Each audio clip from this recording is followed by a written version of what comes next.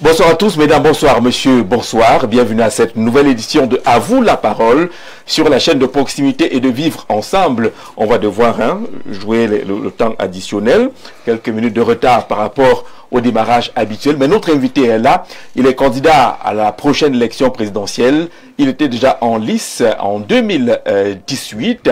Il a été à nouveau investi par le Social Democratic Front pour défendre la vision et l'idéologie de cette formation politique. D'ailleurs, il était face à la presse le 19 août dernier pour dévoiler totalement, pour ceux qui n'avaient pas encore parcouru le programme politique du SDF, ce qui soutient et ce qui accompagne la candidature de Joshua aussi à la prochaine élection présidentielle. Et il nous en dira certainement plus au cours de ce programme. Accueillons Monsieur Joshua aussi. Chairman, bonsoir et bienvenue. Bonsoir et merci pour l'invitation et bonsoir à tous les téléspectateurs, tous les téléspectatrices, pardon, et tous les téléspectateurs. Voilà. Candidat à l'élection présidentielle, après un passage au conseil électoral et, on va le dire ainsi, comment est-ce que vous avez vécu ces étapes qui sont un peu comme des tamis? Écoutez, je vais dire que nous avons 35 années d'expérience, donc ça fait un moment qu'on sait plus ou moins comment ça se passe. On se prépare à cela, on prépare nos dossiers, c'est pour ça qu'on a tenu notre congrès extraordinaire. Nous sommes un parti sérieux et nous avançons sereinement vers toutes les échéances qui sont devant nous. Et comme à chaque fois qu'on me demandait si on était prêt pour l'élection, j'ai dit on est prêt depuis le 26 mai 1990, donc on est toujours prêt. Voilà. Alors, pour coller à l'actualité, Joshua aussi, le SDF était au Conseil constitutionnel cette semaine, un recours que votre formation politique a introduit, on va dire contre, mais entre guillemets, le candidat du PURS sur l'utilisation des bulletins de campagne ou de vote. On a parlé de plagiat. De quoi s'agissait-il? Il s'agissait de plagiat et que la loi est très claire. La loi dit qu'au cas où deux formations présentent le même bulletin de vote, la formation ait le plus d'ancienneté dans les élections à la, comment dirais-je, c'est le bulletin de la formation qui a le plus d'ancienneté qui passe. Donc, nous avons été surpris que ce candidat a décidé de refaire à l'identique le bulletin de vote du SDF. C'est vraiment à l'identique? À l'identique. Et donc... Le vote est rose, pour le plus c'est rouge. J'y arrive. Donc, oui, qui était au départ bleu. Et par la suite, ils ont décidé eux-mêmes changer pour aller vers un rouge ocre qui va vers le rose. Nous avons porté le cas devant le Conseil constitutionnel parce que c'est ce que la loi électorale demande de faire. Le Conseil constitutionnel nous a dit qu'on aurait dû faire ça, qu'on avait 48 heures après la proclamation des candidatures par le Conseil constitutionnel. Sauf que le tort a été commis la semaine passée. Donc on a demandé au Conseil constitutionnel comment est-ce qu'on peut porter plainte quand le crime... Parce que la publication des candidatures ne rime pas forcément avec le choix des couleurs des bulletins. Les convocations des LECAM pour venir finaliser les bulletins de vote datent de la semaine passée.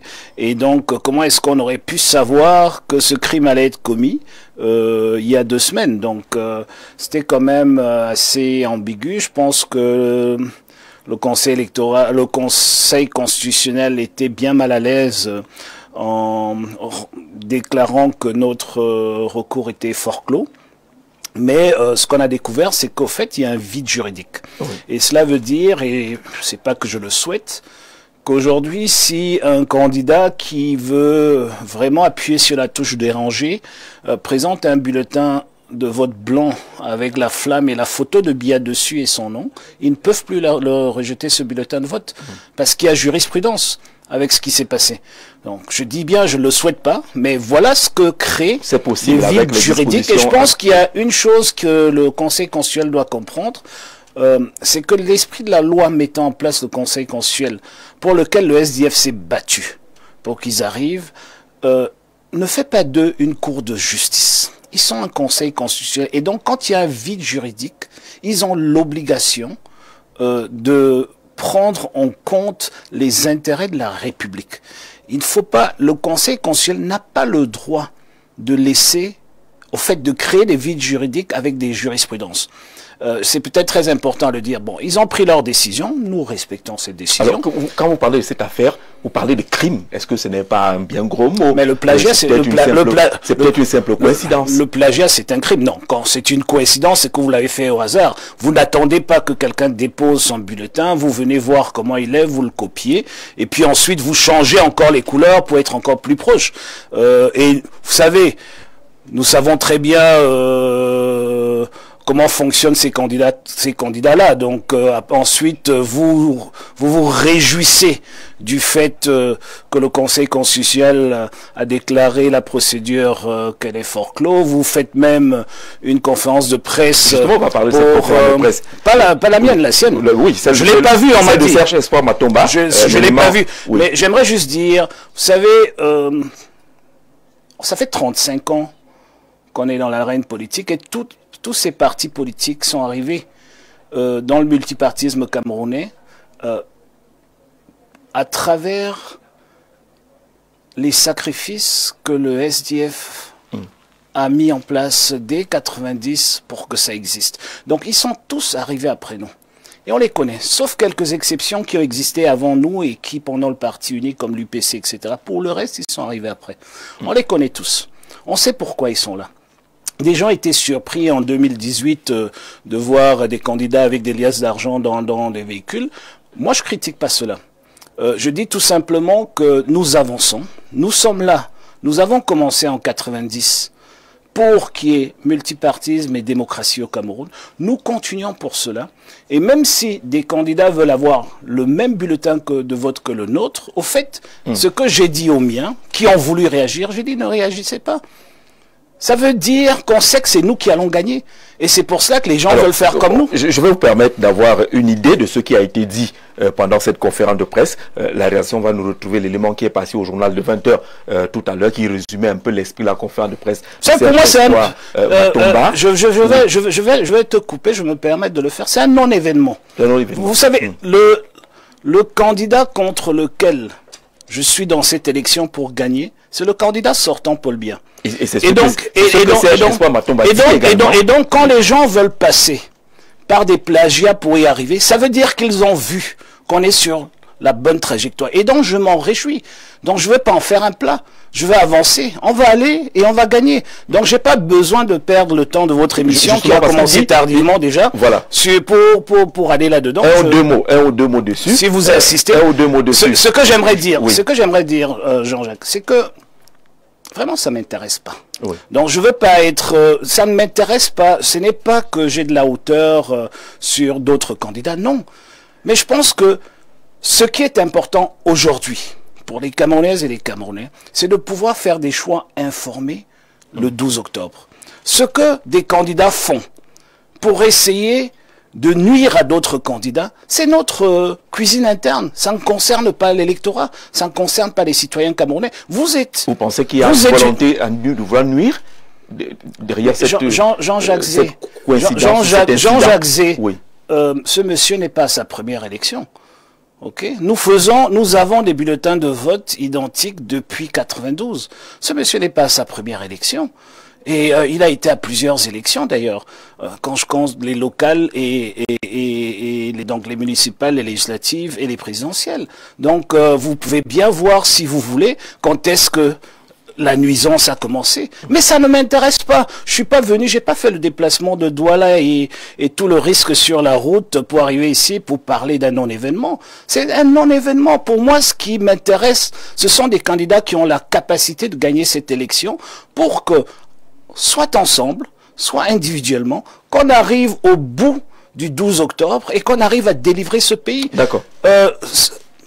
On va sortir de cela, puisque oui, parce que c'est un non-événement. Franchement, non. Sauf que dans ce non-événement, je ne peux pas dire. Ce qu'il dit à la presse, c'est son problème. Que vous aurez pu lui passer un coup de fil, vous aurez pu arranger cela sans avoir besoin de passer par le Conseil constitutionnel. Jean-Jacques Zé, je ne veux pas dire des choses qui vont créer des polémiques inutiles. D'accord. Ok.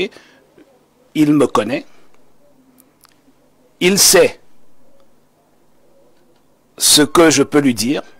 Il sait même ce que je peux dire dans cette émission, que je ne vais pas dire. Je ne veux pas nuire à sa candidature comme lui, il le fait aux autres. Et je voudrais qu'on avance. J'ai demandé aux miens de ne pas en parler. Parce que ça ne concerne pas l'électorat. Okay? Je leur ai dit, concentrez-vous pour finaliser tous nos agents électoraux. Concentrez-vous pour qu'on soit présent lors de la campagne. Concentrez-vous à tout cela. Et toute cette distraction qu'on vous amène de gauche et de partout, c'est fait à dessein pour essayer de ralentir notre dynamique. Nous avons une dynamique certaine. Et notre bulletin de vote était chez les CAM et chez Sopecam bien avant celui-là. Donc, je ne vois pas pourquoi quelqu'un va aller trouver un bulletin de vote limité et puis ensuite, moi, je devrais l'appeler. J'étais même pas au courant. Voyez-vous, le directeur général d'Elections Cameroun l'a appelé pour lui dire, mais ce bulletin de vote existe déjà. Et lui a dit qu'il n'en a rien à cirer. C'est le retour que j'ai eu, pas du directeur général des élections, mais du vice-président du parti qui était avec le directeur général lors de cet appel. Donc, vous savez, je n'ai pas le temps à perdre avec des gens... Dans tous les cas, sur le terrain... Je n'ai pas des gens à perdre avec des gens qui font tout pour que nous n'avançons pas. Nous avançons. Quand il y a un obstacle, on le contourne et on continue. Alors, dans le sens d'avancer, justement, vous avez été face à la presse, vous également, cette semaine, et cette sortie... C'est le également, là, qui... Bon, vous étiez face à la presse cette semaine, le 19 août dernier, sauf que vous présentiez votre projet... Parce que c'était bien avant. De société, et ce que les gens ont le plus retenu, et qui était attendu, c'était votre position par rapport au débat sur la coalition ou pas. Vous avancez seul, finalement? Écoutez, vous ne pouvez pas être deux. La loi ne vous permet même pas d'être deux. Ok, il faut, Jean-Jacques, quand je viens à ton émission, et tu sais tout l'estime que j'ai pour toi, et on a eu ce débat sur ce même plateau il y a quelques semaines, et je pense que la réponse que j'ai donnée est toujours valable. Il n'y a jamais eu dans l'histoire du multipartisme camerounais, jamais, sauf pour des candidats qui jettent l'éponge, une union de candidatures. Il y a toujours eu des organisations et des candidats qui ont soutenu certains candidats qui sont allés à l'élection. Ça a toujours été le cas. C'est le cas aujourd'hui pour le candidat du SDF que je suis. Il y a des partis politiques qui nous soutiennent et donc je leur dis merci. Il y a... on va arriver à la société civile, tout un groupe de syndicats et autres. C'est pas des syndicats et autres, c'est des centrales syndicales, s'il te plaît, qui nous soutiennent et avec lesquels nous avançons. Il y a des acteurs de la société civile qui sont avec nous, nous avançons. Ce groupe ne fait que croître, mais nous n'allons pas faire croire aux uns et aux autres que pour arriver au 12 octobre et gagner, il faut nécessairement demander à un candidat de se retirer pour nous soutenir. Non, nous allons à cette élection pour la gagner. Il y a un seul sortant, c'est M. Biya, et nous donnons les outils nécessaires pour gagner. Voilà ce que nous faisons jour et nuit. Maintenant, s'il y a parmi les candidats déclarés, il y en a qui se disent que le chemin est trop long, ou alors ils pensent que tout ce qu'ils vont faire là-bas, nous on le fait déjà, et qui veulent cheminer avec nous. Nos mains sont largement ouvertes. Alors, et ils sont le bienvenu. Mais c'est la candidature unique. Ce n'est pas possible. Ce n'est même pas possible. Ce n'est pas ce que je dis. Unique. Ce n'est pas ce que je dis. Ce que je dis, Jean-Jacques Zé, c'est que c'est une paresse intellectuelle que de naviguer sur le narratif du laboratoire d'Etoudi, qui fait croire aux uns et aux autres, et partout je passe, je le dis sans me cacher, quand j'arrive sur un plateau et on parle de ça, je sais que des enveloppes ont été échangées. Parce que je connais comment ils fonctionnent, et on veut absolument faire croire aux électeurs camerounais qu'aucun candidat n'est capable de battre M. Biya. Moi, ce que je vais te dire, c'est que sur les 24 derniers mois, j'ai tourné le pays ici 3 fois. J'ai parlé aux Camerounaises et aux Camerounais partout. J'ai pas trouvé un seul.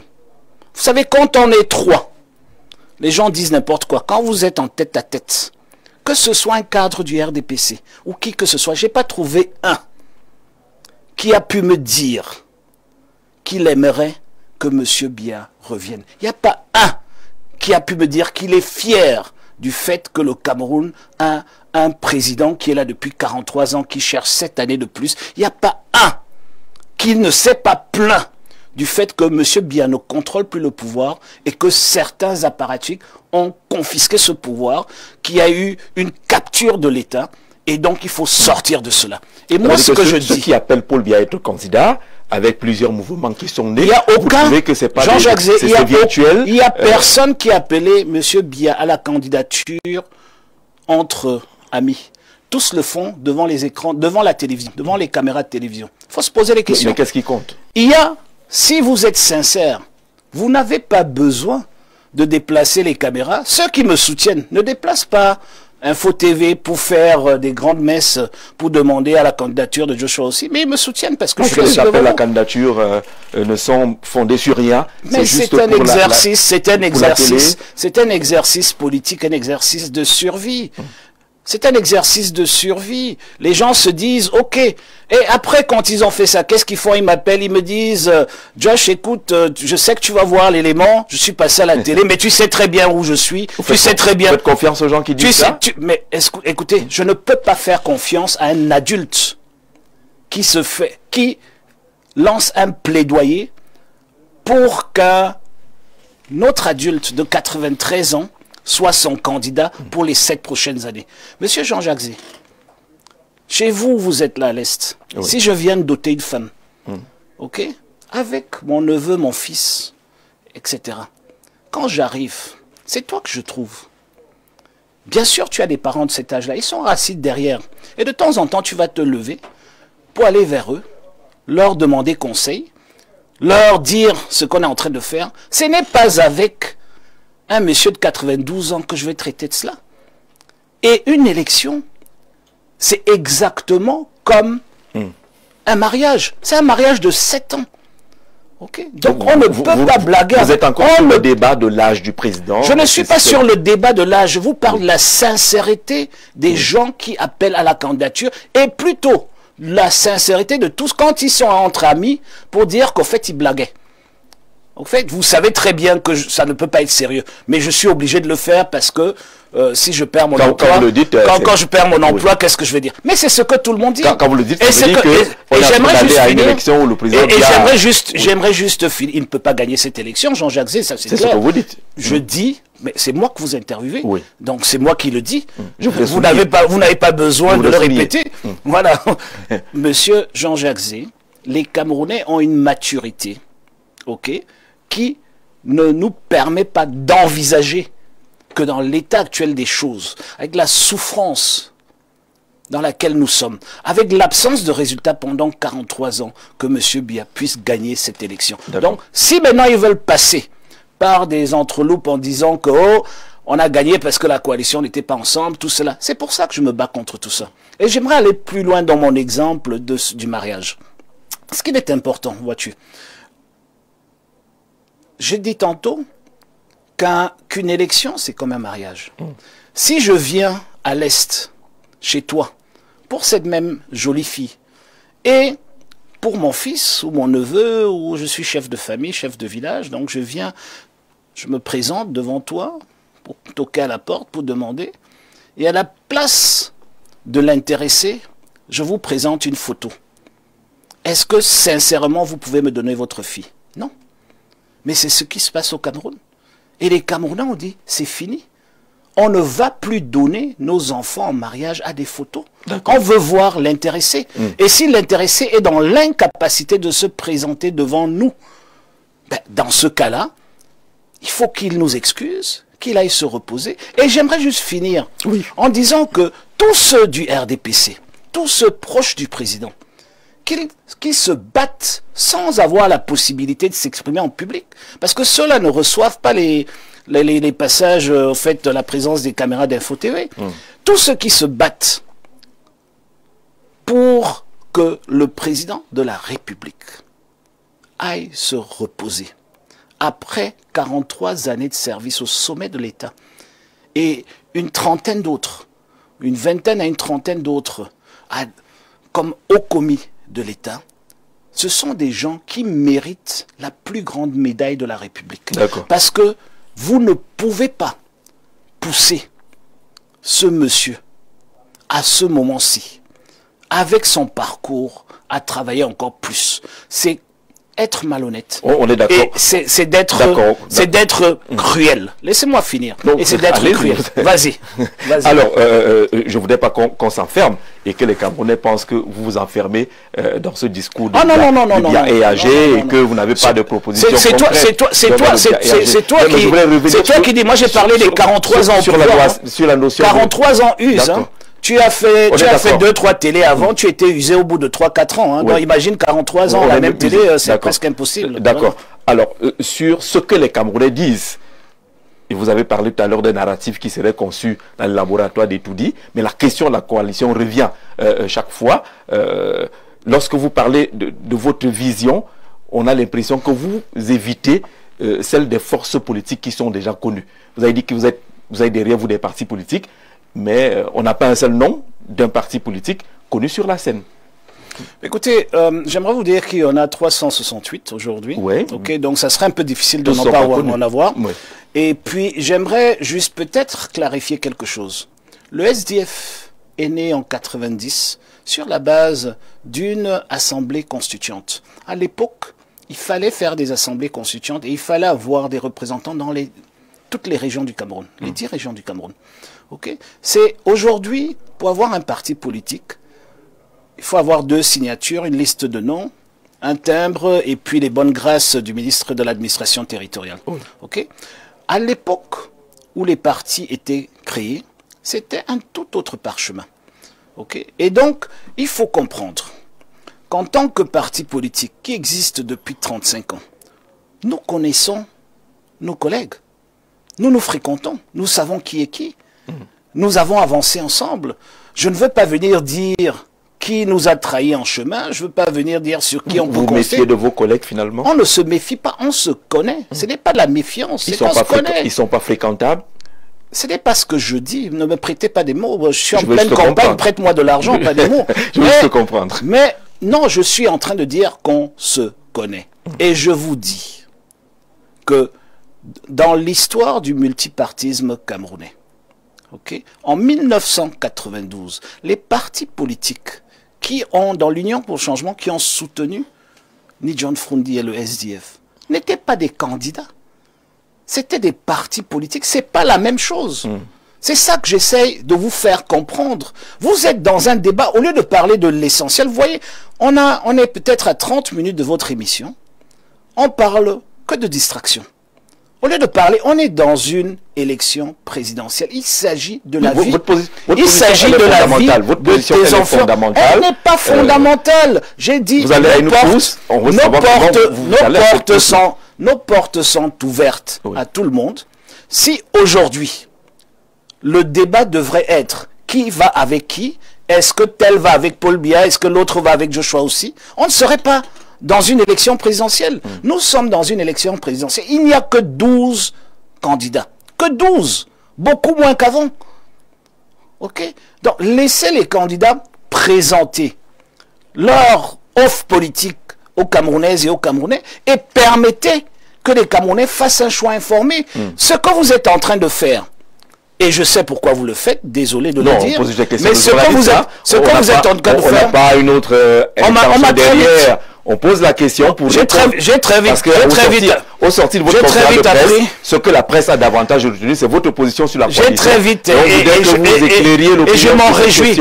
Je m'en réjouis. Donc si j'avais déjà éclairé l'opinion à travers la conférence de presse et qu'on parle encore de la même chose pendant 10 minutes, ça démontre en merveille... On peut faire un rendu qui n'est pas exactement ce que vous avez dit.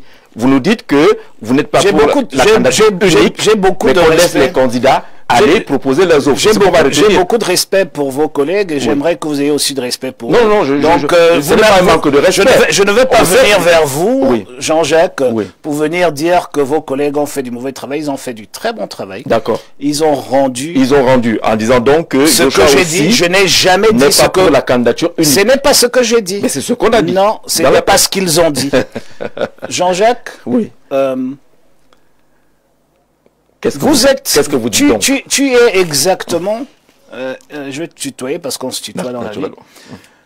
Tu es exactement dans une situation où tu rentres dans un restaurant et on t'offre une carte de menu ou un tableau de menu et tu t'énerves contre la tenancière ou le tenancier pour dire pourquoi il y a plus qu'un menu, il fallait avoir un seul. Non. Il y a une offre sur la table. 12 candidats. Laissez les Camerounais faire leur choix. C'est ça la démocratie. Quand vous voulez que Joshua aussi fasse le choix en réduisant les candidatures à la place des 8 millions d'électeurs camerounais, ce n'est plus de la démocratie. C'est pour ça, je n'ai aucun problème. Ce que je me tue à vous dire, c'est que je n'ai aucun problème qu'il y ait 12 candidats. Je pense que c'est un bon nombre. Ça donne à vivre à notre démocratie. C'est un très très bon nombre. Et que les gens aillent aux urnes choisir. Et qu'ils fassent ce travail qu'ils doivent faire pour s'informer sur les candidatures. Quand en début d'année, on a tenu notre congrès extraordinaire avec 2800 délégués, et j'ai été choisi comme le candidat du parti, j'allais à cette élection, connaissant un seul autre candidat, à l'époque, c'était le sortant, Paul Biya. Aujourd'hui, il y en a 10 autres, et donc, ces 10 autres sont arrivés, Doka était même avec Paul Biya à ce moment, et on était confiant d'aller le battre avec tous ses soutiens.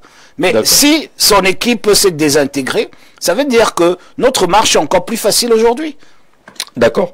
Parce que c'est ça aussi un truc. Vous vous intéressez à que certains partis se mettent ensemble, mais aucun de vous ne fait un commentaire réfléchi sur le fait que la coalition, la seule qui existait jusqu'à présent au pouvoir, et d'ailleurs quand on est au pouvoir, on a les facilités de créer ces coalitions, c'est complètement désintégré. Malheureusement, on n'est pas là pour faire des commentaires, nous on pose des questions. Ben, voilà. Alors, le Cameroun Labour Movement, Calamo, c'est un peu cette plateforme-là qui vous accompagne, elle ne date pas d'hier, elle date de 2023 pratiquement. On a débuté en 2022. Pourquoi cette nous sommes un parti travailliste? Parce que nous sommes un parti travailliste, oui. Nous sommes progressistes, social-démocrates, donc travaillistes. Et puis, il fallait absolument que, à la sortie du congrès de 2023, ça fait partie des options que j'ai prises, c'est-à-dire qu'il fallait absolument que le mouvement travailliste ait une plateforme politique, parce qu'on a bien vu comment le gouvernement les écrase, on a bien vu le mouvement par la suite des OTS et tout ça, et une des raisons pour lesquelles ces mouvements se font écraser facilement par le gouvernement, c'est qu'au niveau du Parlement et au niveau des institutions, donc au niveau politique, il n'y avait pas de voix. Parce qu'on a fait croire aux uns aux autres que oui, en tant que syndicaliste, on ne peut pas avoir une voix politique, certes, mais les syndicats dans le monde entier sont associés à des partis politiques travaillistes qui défendent leurs intérêts. Et donc on a mis cela en place et je pense qu'il n'est jamais trop tard pour bien faire. Je me réjouis de cette dynamique-là et je pense qu'il y a plusieurs avancées que nous avons eues au niveau du Parlement grâce au fait de cette collaboration-là. Et ça va continuer. Et je pense qu'en gagnant l'élection du 12 octobre, on va que renforcer pour véritablement avoir une forte plateforme politique pour tous les travailleurs camerounais. Alors, vous vous présentez comme le candidat de la rupture. D'ailleurs, votre campagne est basée sur Sauver le Cameroun, Rescue Cameroun. Restons dans la terminologie, dans la langue en français, c'est Sauver le Cameroun. Sauver le Cameroun. De quoi voulez-vous sauver le Cameroun? La rupture, elle se fonde sur quoi? Écoutez, il faut absolument qu'on passe à la Deuxième République, parce qu'il n'est pas question de passer à la Deuxième République parce qu'on change de président. Et aujourd'hui, comme je le dis partout où je passe, quand je regarde les propositions sur la table, ceux que j'ai eu la chance de consulter, je me rends bien compte que tous les candidats courent pour le trône. Et nous proposons une rupture en ce que nous courons vers la République. Nous voulons casser le pouvoir de ce trône. C'est-à-dire qu'aujourd'hui, nous avons une constitution qui, malheureusement, crée une république jacobine, qui crée un hyper-présidentialisme, un hyper-centralisme qui nous étouffe tous. Et moi, je suis le candidat qui dit, et qui a le courage de dire, que je veux devenir président pour réduire les pouvoirs du président. Et donc, comment est-ce que ça se fait? sur la base de notre manifeste lancé en 90, aller vers le fédéralisme.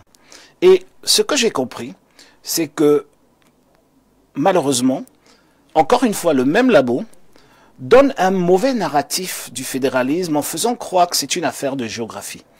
Or, le fédéralisme n'est pas une affaire de géographie, c'est une affaire d'argent et de qui contrôle l'argent, c'est une affaire de compétences et où sont ces compétences. Aujourd'hui, la Constitution donne tous les pouvoirs au président de la République. Nous voulons casser cela et nous voulons remettre ce pouvoir au peuple. Donc, la nouvelle Constitution de la Troisième République de la Deuxième République, pardon, devra forcément avoir des dispositions d'une forme fédérale et d'avoir un régime semi-parlementaire pour donner beaucoup plus de pouvoir au Parlement pour pouvoir contrôler l'action gouvernementale. Et donc le pouvoir au peuple. Et donc le pouvoir au peuple. Ça veut dire quoi? Ça veut dire que pour le comprendre simplement, tout l'argent va à la base. Et nous ne voulons pas chambouler ce qui existe. Aujourd'hui, nous existons à 3/3 avec les communes, les régions et Yaoundé. Donc nous disons que tout l'argent aille aux communes. Et avec un principe de subsidiarité. C'est seulement ce que la commune ne peut pas faire qui est fait par les régions. Et par le même principe de subsidiarité, c'est ce que les régions ne peuvent pas faire qui sera donc fait par Yaoundé. On dit que vous avez un fédéralisme à 1, 2 ou 3 niveaux. À 3 niveaux. À 3 niveaux. À 3 oui. niveaux. La commune. Comme partout, ça fonctionne très bien. Oui, à 3 niveaux, à 3/3, c'est ce que ça veut dire. Donc, la commune, la région et l'État fédéral. Bien sûr. D'accord. Parce que on fonctionne déjà comme ça, donc on ne veut pas chambouler l'existant. Maintenant, la taille des communes, la taille des régions, c'est un débat subsidiaire. Parce que au fait, mais ça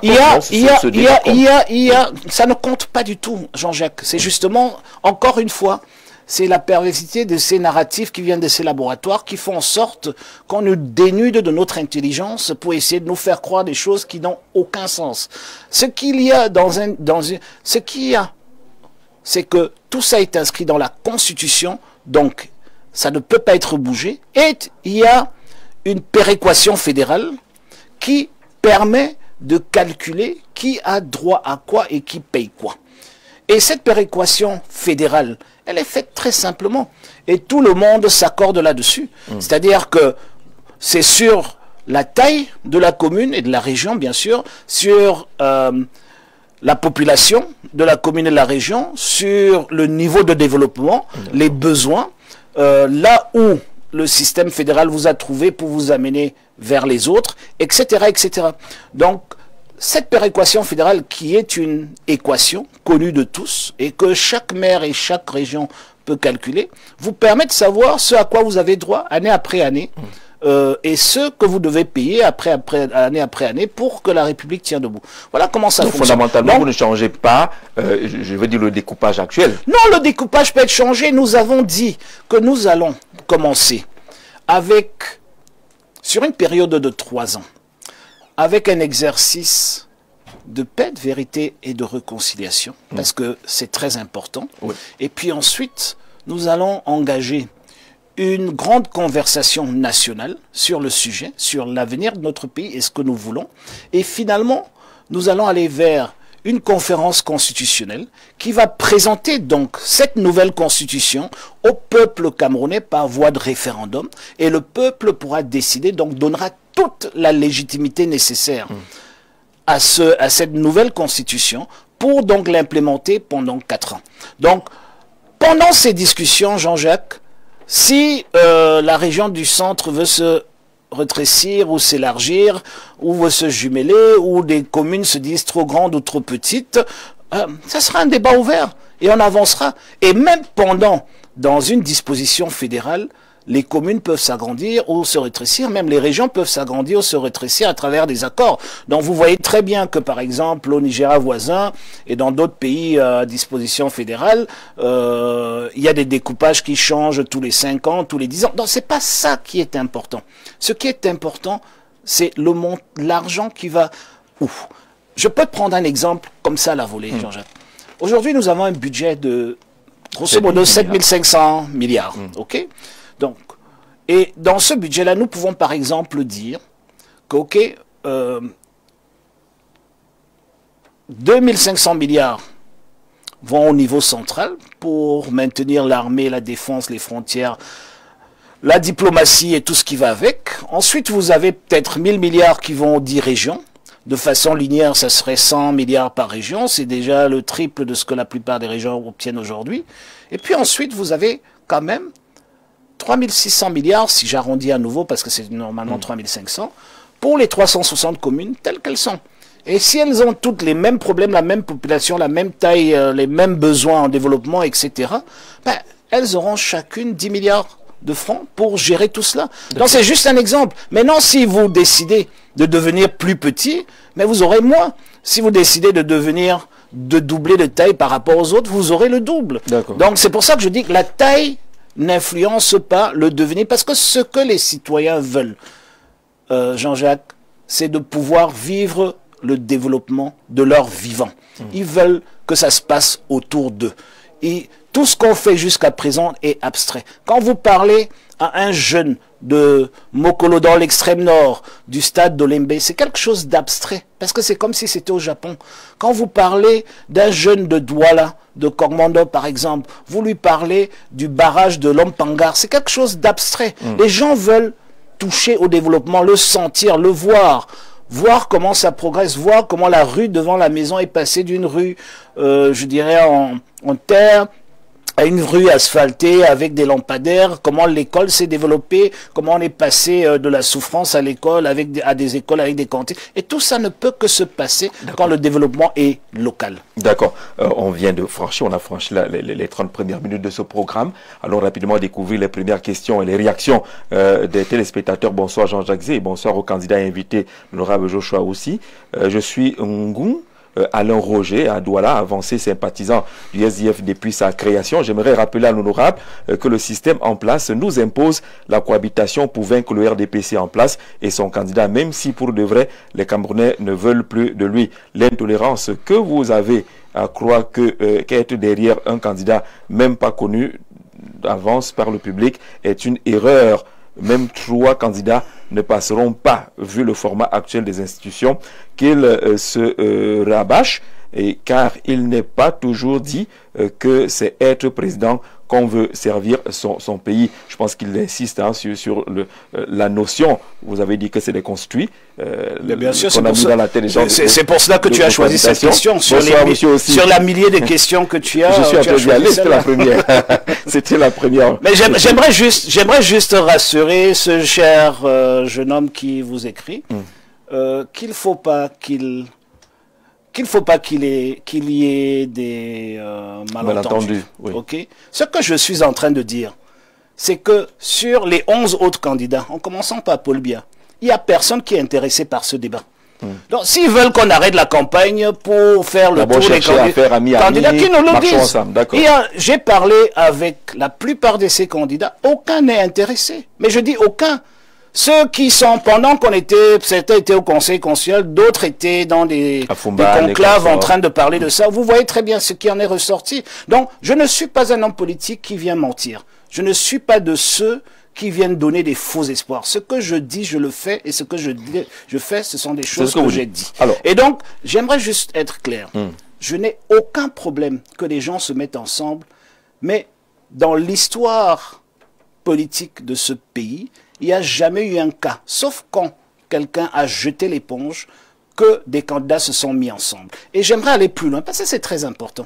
Il n'y a encore jamais eu un cas où quand des candidats, parce que ce n'est pas une question de deuxième tour, vous savez ce qui nous trompe des fois aussi, c'est qu'on passe le temps à regarder la télévision étrangère et on se réveille dans la boue du pays. Dans un deuxième tour, ça a toute sa logique. Nous n'avons pas une élection à 2 tours. Nous avons une élection à un seul tour. Oui. Et donc, quand vous mettez 2 candidats, parce qu'ils sont candidats, pas parce que c'est 2 forces, ensemble, vous n'avez pas forcément un meilleur résultat par la suite. Parce que, voyez-vous, quand vous mettez 2 candidats, juste parce qu'ils sont candidats, vous enlevez d'autres personnes qui travaillent à cette candidature. Parce qu'un parti politique, c'est une coalition. Si M. Ngoum est vraiment membre du SDF, il devrait le savoir. S'il est à Douala, je m'en réjouis, c'est qu'il est avec moi. Et il doit savoir qu'à Douala, il y a plein de gens fantastiques qui travaillent de façon d'arrache-pied, pardon, jour et nuit, pour arriver vers la victoire à cette élection-là. Mais à chaque fois que vous prenez quelqu'un d'autre, sur la simple raison qu'il est candidat, pour lui donner la préséance, vous mettez tous ces gens-là de côté. Et donc le résultat n'est pas forcément le même. Vous savez, je prends un exemple. Nous avons des candidats à cette élection qui ont été à l'élection de 2020, qui ont perdu l'élection de 2020. Et nous avons des responsables du SDF qui ont battu ces candidats-là à cette élection-là. Voyez-vous, comment, si je dis par exemple que voilà, pour l'amour du pays, je soutiens ce candidat, comment est-ce que ces gens vont me regarder? Ou encore pire, je dis à ce candidat, s'il te plaît, rejoins-moi. Et il vient me rejoindre. Au fait, il est à pied d'égalité avec moi. Or, politiquement, celui qui l'a battu à l'élection locale sera en dessous de lui. Ça, c'est clair. Alors que j'ai besoin de celui-là, j'ai besoin de mes présidents de circonscriptions électorales pour gagner cette élection. J'ai besoin de tout le monde. C'est pour ça que je dis, nos portes ne sont pas fermées. Mais nous ne sommes pas dans l'optique, et monsieur, vous devrez le savoir, pour aller dans une logique autre que celle-là, il nous faut convoquer un congrès.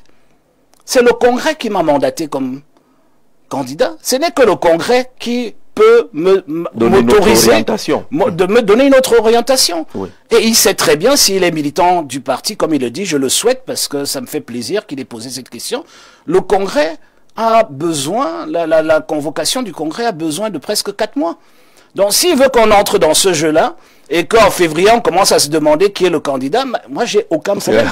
Mais moi je suis serein, je vais vers cette élection et j'aimerais lui dire qu'il n'ait aucune crainte. Monsieur Biya sera battu le 12 octobre. Il sera battu. S'il pense qu'on n'a pas la capacité de le faire, qu'il vienne me voir, qu'il me dise ce qu'on fait, qu'on devrait faire en mieux. Et c'est comme ça qu'on progresse pour gagner dans une élection. Bonsoir monsieur aussi, je suis jeune, j'ai 26 ans, déjà 6 concours à mon actif. Maintenant l'âge fait défaut. Monsieur aussi, j'aimerais que vous sauviez ma vie. J'ai un enfant à ma charge, j'ai juste besoin d'un capital de 80 000. Non, peut-être la question, peut-être qu'il demande de l'argent, mais la question est celle de l'éducation. Il ne demande pas de l'argent. De la formation. Il ne demande pas de l'argent, il demande d'être sauvé. Voilà. Et c'est pour cela qu'on a un programme pour sauver le Cameroun. C'est pour cela. D'accord, mais je voudrais rebondir sur sa préoccupation qui semble être personnelle pour élargir à votre offre de formation. Voilà un jeune, 26 ans, il sent l'âge limite approcher, les 32 ans pour être admis dans les concours encore. Quel est le regard que vous avez, le projet que vous avez pour une meilleure formation, une meilleure éducation et une meilleure insertion des jeunes?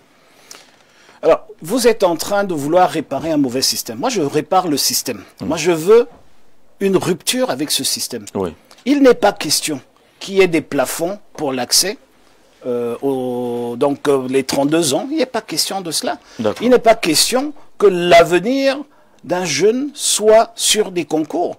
Déjà, les concours ne sont pas, et ça c'est ma conviction personnelle, et je le vois tous les jours, les concours ne sont pas le meilleur instrument, et loin de là, pour juger du meilleur recrutement. Les 100 plus grandes entreprises du monde ne font pas des concours d'entrée. Ne font pas des concours d'entrée. Il n'y a que des pays en sous-développement où on passe par des concours d'entrée pour un recrutement. Donc il faut faire la même chose que toutes ces entités qui réussissent. C'est-à-dire qu'il faut faire des appels à candidature, il faut passer par tout cela. Et cela n'est pas possible dans un système jacobin et centraliste comme celui du Cameroun aujourd'hui. Il n'est que possible si on est dans une dispensation fédérale. Et c'est pour ça qu'il faut changer de système pour sauver ce jeune de son désespoir. Mais je peux lui dire que je veux prendre le numéro avec ta permission pour l'appeler par la suite parce que ça me touche. Et il y a beaucoup trop de jeunes dans son cas.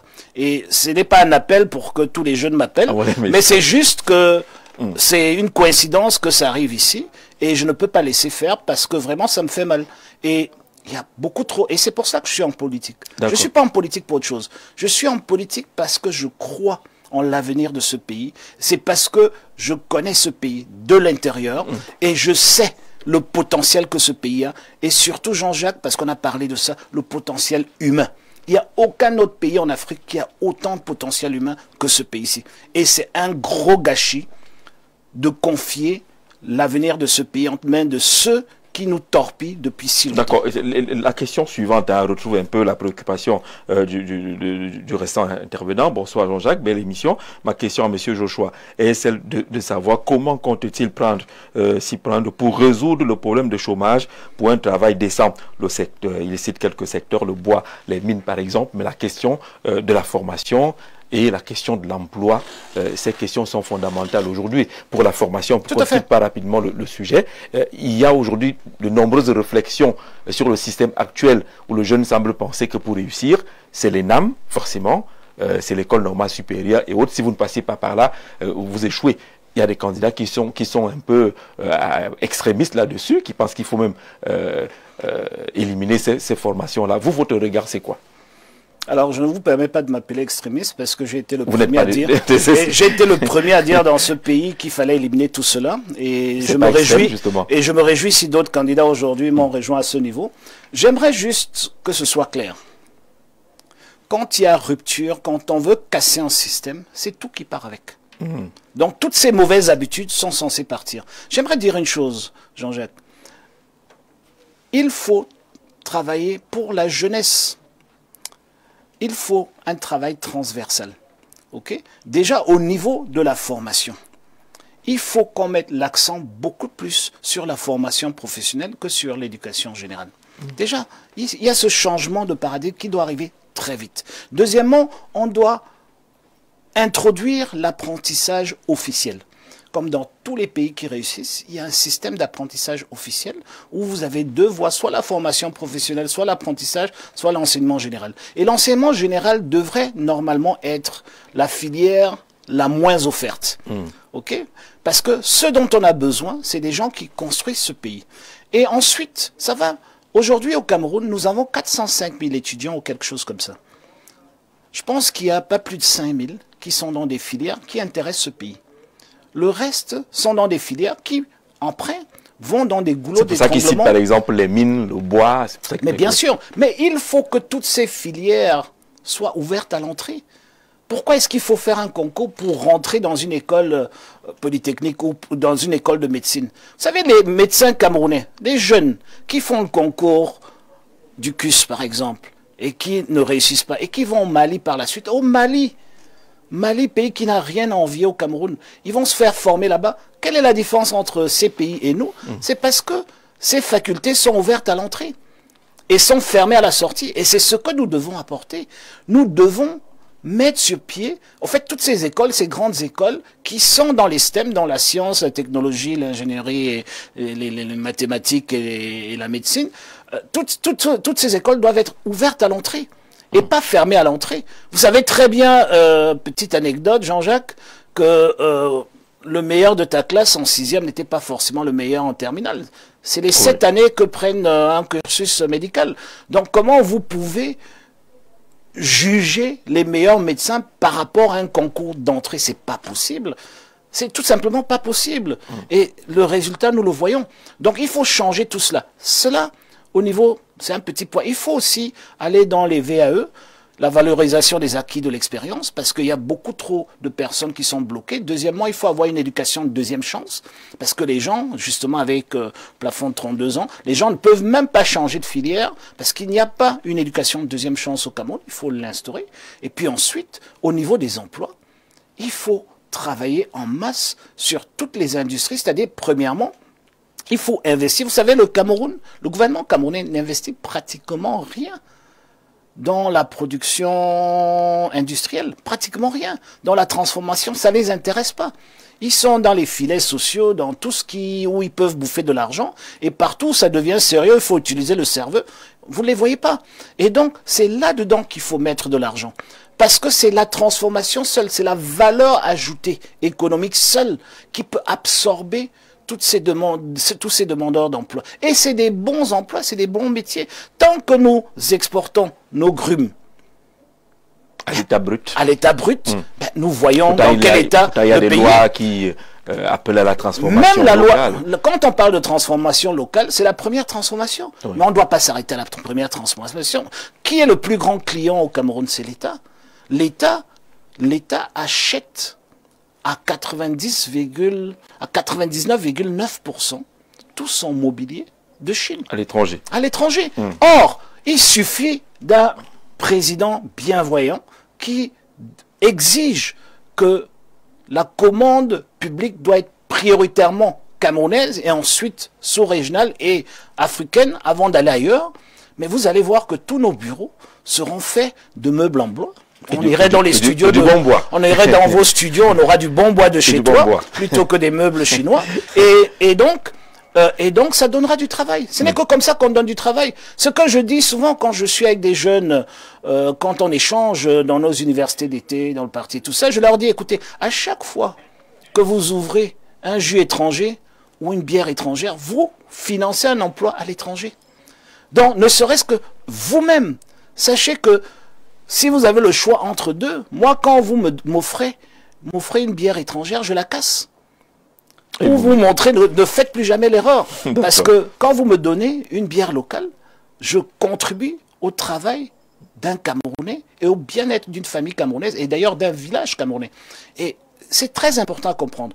Donc, Pourtant, il y a une politique d'import-substitution. Cette politique d'import-substitution, monsieur, cette politique d'import-substitution, monsieur Zé, je fais partie de ceux qui sont à l'origine de ce changement de paradigme du gouvernement camerounais.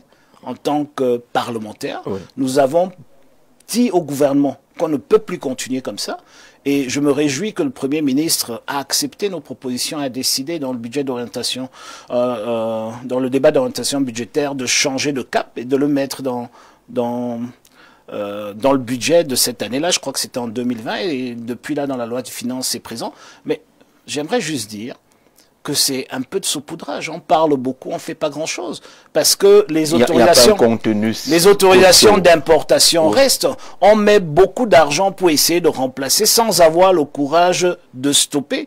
Donc, quand vous mettez des milliards pour développer la filière riz, et que le riz que vous produisez est toujours plus cher que le riz que vous importez, parce que ce riz importé, qui d'ailleurs, pour beaucoup, passe plus de 10 ans dans des cales et des magasins de stockage, parce que vous savez, ce riz qui arrive si moins cher chez nous, c'est du riz qui forcément était invendu quelque part, qu'on a parfumé, c'est pour ça que c'est du riz parfumé, et qu'on a envoyé en Afrique. Et avec la complicité de notre gouvernement, parce qu'on ne veut pas que les gens aient faim, se retrouvent sur la table. On donne des exonérations fiscales et tout ça pour importer. Donc on subventionne, donc on prend l'argent de l'agriculteur qui essaye de faire pousser son riz à Tonga, Yagua et à Ndop partout. On prend cet argent pour aller financer du riz qui vient de Chine ou du Vietnam ou de Thaïlande, qui a été stocké on ne sait où, qui des fois a déjà mis 10 ans dans des magasins de stockage ailleurs, qui ont eu tous les haratadaï sur leur corps qu'on peut imaginer. Et c'est ces riz-là qui coûtent moins cher, et on les laisse entrer et faire concurrence au riz. À la production locale. La production locale, où on nous a paradoxe, oui. Où on nous a dit qu'on a mis des milliards pour améliorer la production. Et tant qu'on est dans cette logique-là, il n'y aura pas de travail pour les Camerounais. D'accord. Et j'aimerais juste finir en disant, Jean-Jacques, ce jeune homme a absolument raison. Je considère le chômage et le sous-emploi des jeunes comme une question de sécurité nationale. Je ne considère pas ça comme un problème social, comme l'actuel gouvernement. Je ne considère pas ça comme un problème économique. C'est un problème de sécurité nationale. Et donc, un problème qu'on doit prendre par les cornes. D'accord, on va prendre une respiration pour accueillir Nadège Yougen qui, depuis le début de l'émission, essaye de recenser les questions et les avis des internautes. Elle va nous retrouver ici pour relayer ces questions-là et avoir vos réponses.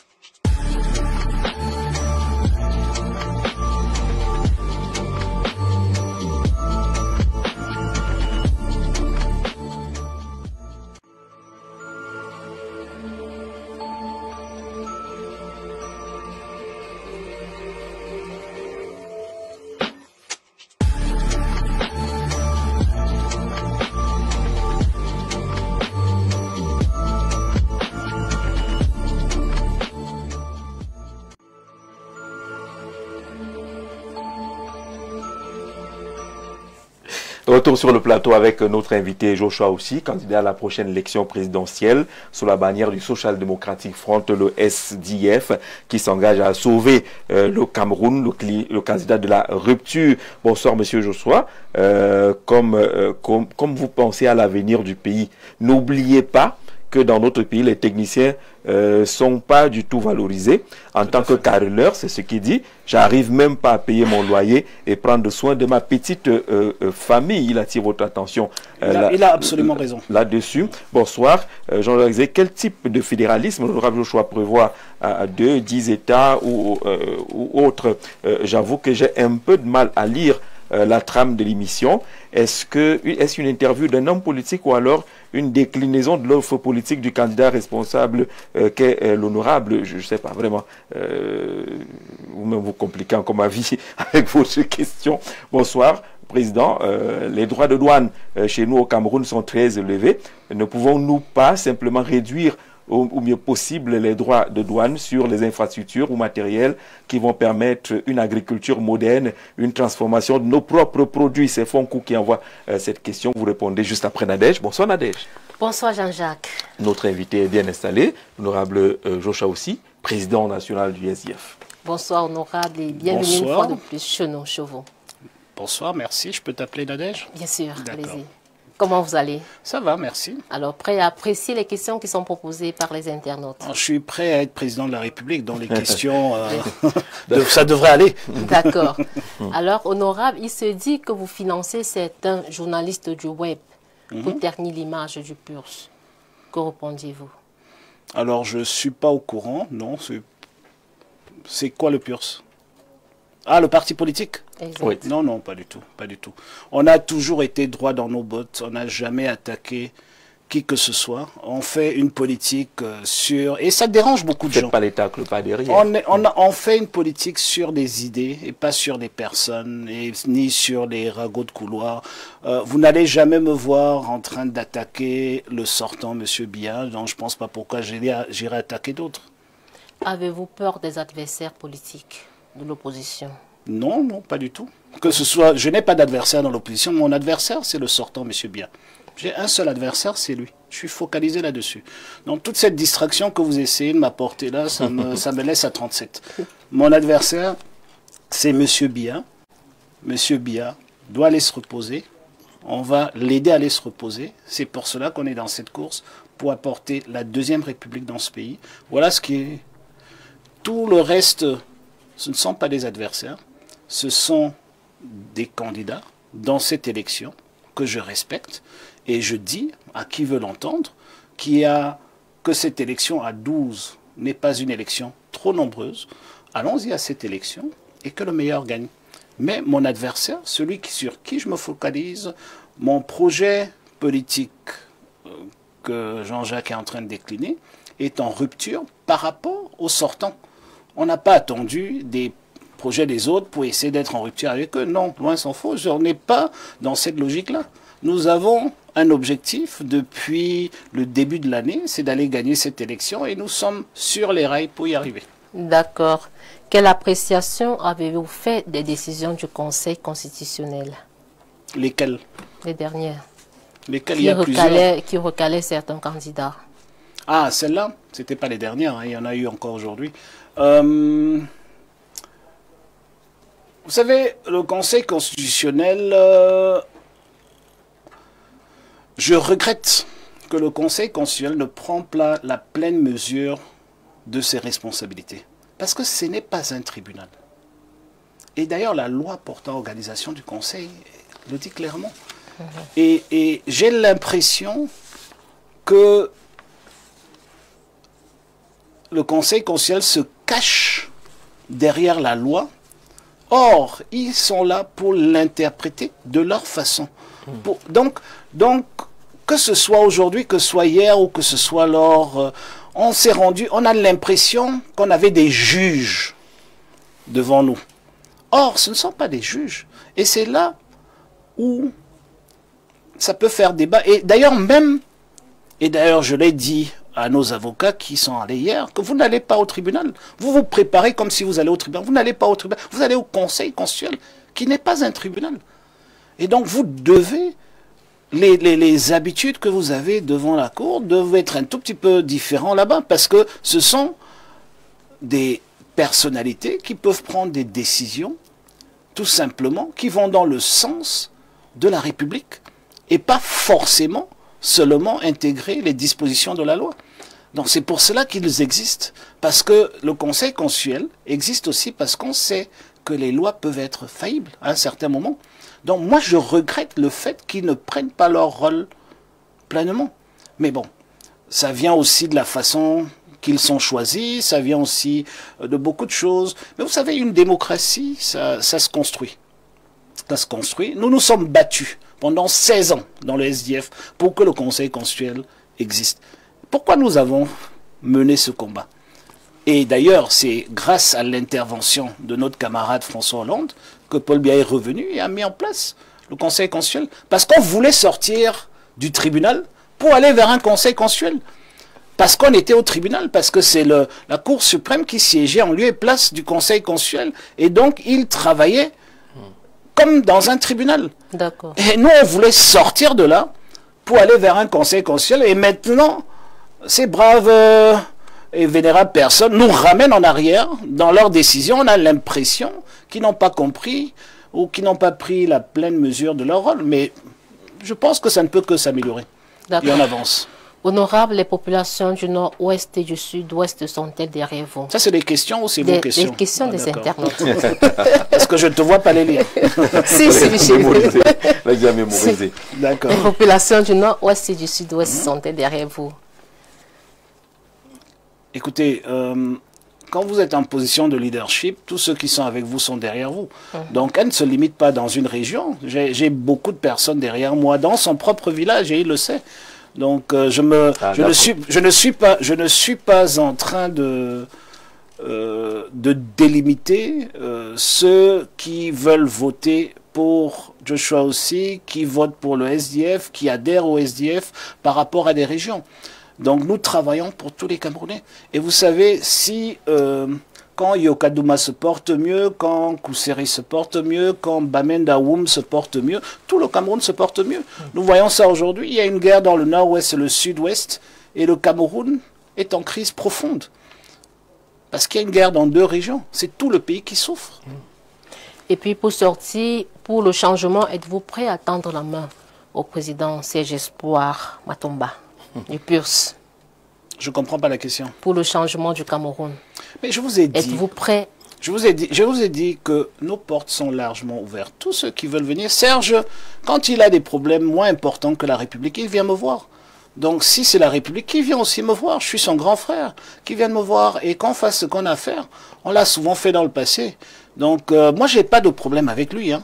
J'ai aucun problème. Vous êtes venu avec... c'est maintenant que je comprends votre question sur le PURS. Nous n'avons pas de problème avec le PURS. Si le PURS se contente d'avoir un problème avec le SDF n'a aucun problème avec le PURS. Joshua aussi n'a aucun problème avec Serge Espoir Matomba. Il a fait ce qu'il a fait. Le Conseil constitutionnel a pris une décision. Nous prenons acte et nous avançons. Nous sommes des démocrates, nous sommes des républicains. Nous ne vivons pas sur les réseaux sociaux et nous ne vivons pas dans le Congo-Ça. Quand le Conseil constitutionnel a décidé que c'est fort clos et on avance. Et c'est pour ça que j'ai dit... je vais bien rigoler demain quand quelqu'un va venir avec le bulletin de vote avec la tête de Paul Biya dessus. D'accord, merci Nadège d'être passé par ici. Joshua aussi est présenté comme le candidat qui va préconiser, le président qui va nous amener à une gratuité totale, gratuité de l'école, du moins jusqu'au secondaire. C'est pas total. Gratuité des soins, gratuité. Vous prenez la gratuité sur plusieurs aspects de la vie. On va vous demander comment vous pouvez construire, bâtir le pays sur la gratuité. L'argent viendra donc d'où finalement? Je te remercie d'avoir posé cette question parce qu'en fait, ça démontre à merveille le fait, ça recoupe un peu tout le reste de la discussion qu'on a eu jusqu'à présent, c'est-à-dire que les citoyens camerounais ne se renseignent pas assez de leurs droits. Jean-Jacques, aujourd'hui, l'école est gratuite. Le droit à l'éducation? L'école est gratuite, c'est dans la loi. Donc tout ce qui est en train d'être fait dans nos écoles publiques, c'est du vol. C'est rien que de vol. Et nous disons qu'on va arrêter ce vol. On ne peut pas passer par des voies contournées pour assécher les familles. Nous parlons de la CSU, nous parlons de tout cela. Mais Jean-Jacques, prenez les 40 derniers budgets de la République du Cameroun, ou prenez juste le budget de cette année. Trouvez-moi une seule ligne où il y a ressources ou revenus, recettes venant des concours administratifs, de la santé publique, etc. Ça n'existe pas. Donc, le contribuable, la vendeuse de tomates au marché du Mfundi paye déjà pour tout ça. Chaque matin qu'elle se lève à 5 heures, par son labo et tout ça, elle paye déjà pour tout ça. Tout le monde, tous les travailleurs camerounais, où qu'ils soient, payent déjà pour ça. À chaque fois que vous achetez un bout de pain, vous payez pour ça. Vous achetez une bière, j'aime pas prendre cet exemple, vous payez pour ça. Vous achetez un litre d'essence, vous payez pour ça. Et ce que je dis, c'est qu'il faut arrêter de faire payer aux gens 2 fois. Donc, nous disons la gratuité. Mais parce que dans cette gratuité, vous avez intégré les documents administratifs, tels que la carte nationale d'identité, qu'on ne devrait pas payer si vous êtes élu, tel que l'acte de naissance. D'où vient-il qu'on doit payer pour être Camerounais? Est-ce que ce pays est prostitué? D'où vient-il qu'il faut payer pour avoir l'acte qui t'établit comme humain? Ouais, Jean-Jacques, quand vous n'avez pas de carte d'identité, vous ne pouvez pas payer l'impôt. Donc vous n'êtes pas un citoyen. On ne peut même pas vous enrôler dans l'armée. Vous ne pouvez pas aller à l'école. Vous ne pouvez rien faire. Le pays doit protéger ses citoyens. Donc la porte d'entrée dans la nationalité ne doit pas être payante. Et la porte d'entrée, c'est l'acte de naissance à la naissance et la carte d'identité à un certain âge. Et ça doit être gratuit. Ça doit être obligatoire et gratuit. Comment se fait-il que la loi dit que si vous n'avez pas de carte d'identité, vous allez en prison, mais la même loi, le même pays vous demande de payer pour quelque chose qui est obligatoire? C'est incompréhensible. Et en plus, on fait délivrer la carte d'identité au commissariat. Alors Jean-Jacques, si vous arrivez au commissariat sans carte d'identité, vous portez plainte. Si vous arrivez sans carte d'identité, pour faire une carte d'identité, ils ont l'obligation de vous enfermer parce que vous n'avez pas de carte. C'est la loi. Et vous voyez, ces incohérences des politiques publiques, il faut mettre fin à ça. Comment est-ce qu'on peut être en même temps celui qui enferme les gens qui n'ont pas de carte d'identité et être celui qui demande qu'on fasse des cartes d'identité et d'ailleurs c'est lui chez qui on paye pour ces cartes? Il faut arrêter ça.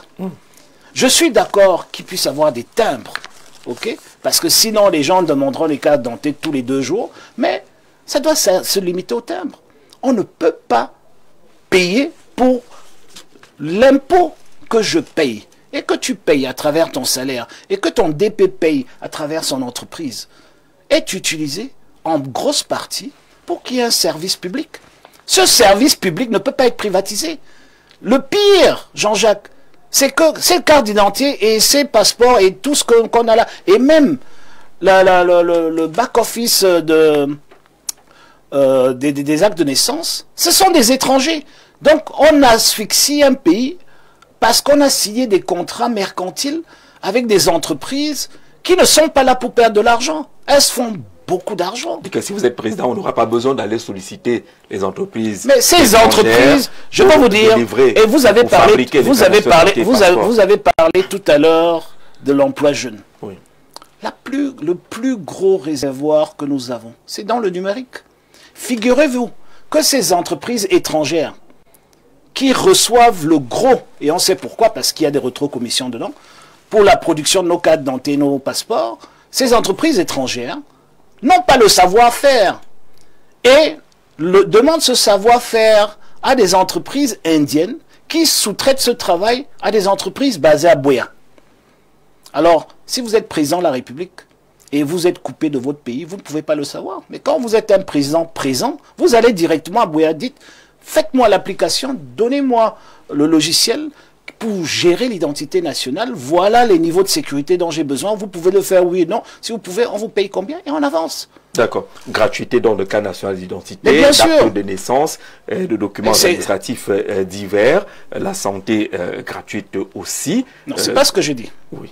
C'est pas ce que j'ai dit. La santé n'est pas gratuite. Non, j'ai dit, savez, pour qu'un système de santé fonctionne, ok, il y a certains paramètres qu'il faut mettre en place. Et ce que je demande, c'est que les urgences, ok, et les consultations soient gratuites. Aujourd'hui, dans nos centres hospitaliers, vous savez, quand vous allez là-bas pour vous-même ou pour quelqu'un d'autre, on vous fait payer. Ce qu'on vous fait payer rentre au fait dans une cagnotte. Une cagnotte parallèle à l'État. Et c'est ça qu'il faut arrêter. Cette cagnotte s'appelle la quote-part. Il faut doubler les salaires du personnel de la santé pour qu'il n'ait plus besoin de recourir à cette quote-part, et d'ailleurs aussi du personnel enseignant, parce que c'est un peu la même chose qui se passe à l'école, et ensuite libérer les patients et leur entourage de ce fardeau financier pour se faire soigner. Quand un système de santé fonctionne, le patient ne doit pas sortir de l'hôpital pauvre. Il ne doit pas sortir pauvre. Or, ce qui se passe au Cameroun, c'est que les familles se désintègrent dès qu'il y a un malade. Parce qu'au fait, il faut tout vendre. La maison, le terrain. Des fois même, les filles doivent se prostituer pour pouvoir soigner quelqu'un. Il faut arrêter ça. Et le pire, c'est que ce n'est pas nécessaire. Ce n'est pas nécessaire. Parce qu'on peut le faire autrement, en s'organisant autrement. Et c'est ce que nous demandons de faire. Il faut doubler les salaires de tout ce personnel, primo.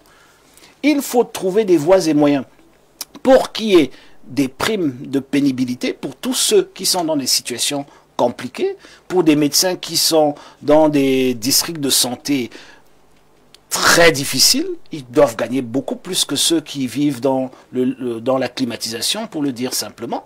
Et il faut mettre ça en place, la même chose pour les enseignants, mais surtout, il faut qu'il y ait des véritables résultats à l'hôpital comme à l'école. Il faut qu'on retrouve la confiance avec nos hôpitaux, qu'on retrouve la confiance avec nos écoles.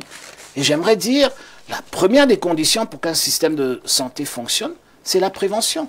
Et très souvent, on me demande, mais tu vas construire combien d'hôpitaux? Je dis, mais quand on construit ces hôpitaux-là, c'est qu'on a déjà échoué. Parce qu'un système de santé ne peut pas fonctionner quand vous refusez de payer l'entreprise en fait, quand vous n'avez pas de système performant sur vos déchets ménagers. Il faut d'abord qu'il n'y ait pas de déchets dans nos routes, sur nos routes, pardon, il faut qu'il y ait de l'eau potable. Nous avons une grande entreprise qui est censée nous donner de l'eau potable, mais eux-mêmes ils boivent de l'eau, des fois importée en bouteille. D'ailleurs, ils ont même dit qu'ils veulent commencer à mettre de l'eau en bouteille. Il faut que tout cela fonctionne. Vous êtes en train de dire que plus d'hôpitaux signifie qu'il y a un dysfonctionnement quelque part. Je ne suis pas en train de le dire, c'est établi. Tous les spécialistes vous le diront. C'est-à-dire qu'un système de santé qui fonctionne... les hôpitaux tous les jours, c'est qu'il y a un problème.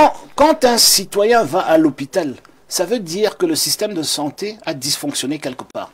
Ça veut dire que la présence... Parce que, il faut comprendre, la première règle de la prévention, en fait, ce qui est le plus important de la prévention, c'est déjà l'information.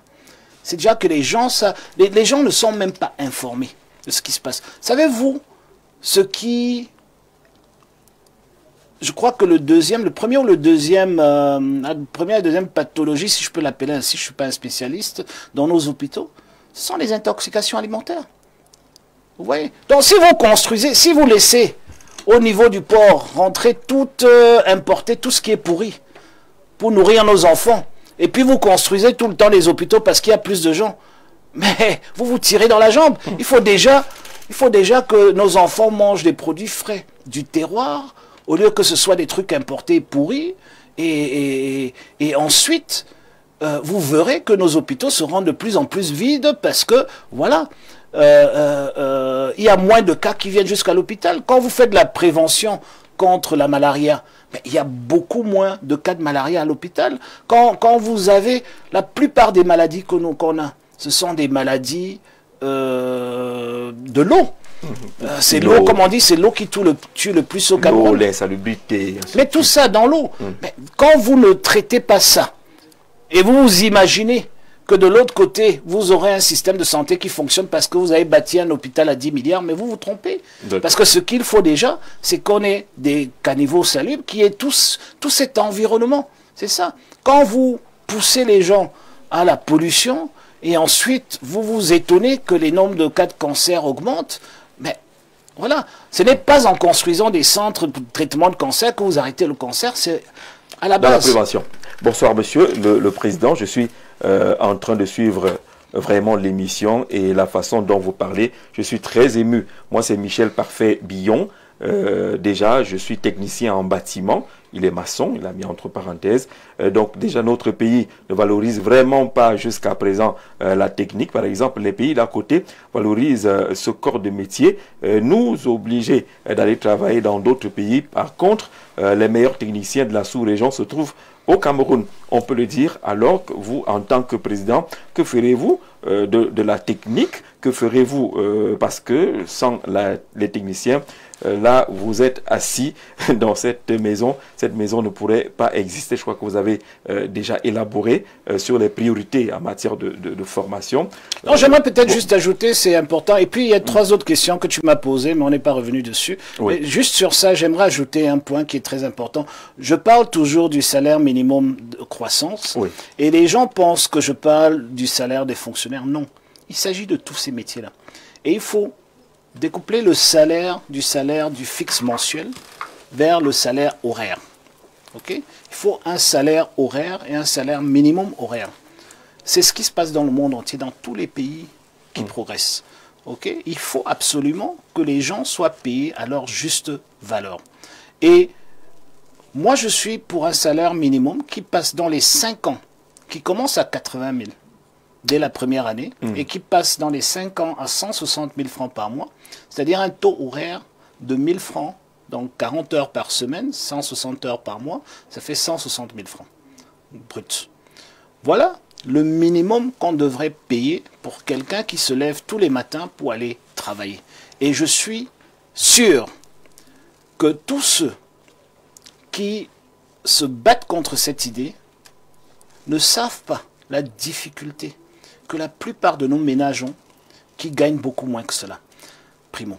Secondo, j'aimerais dire que quand ceux qui gagnent le moins dans la société gagnent plus, c'est toute la société qu'on élève.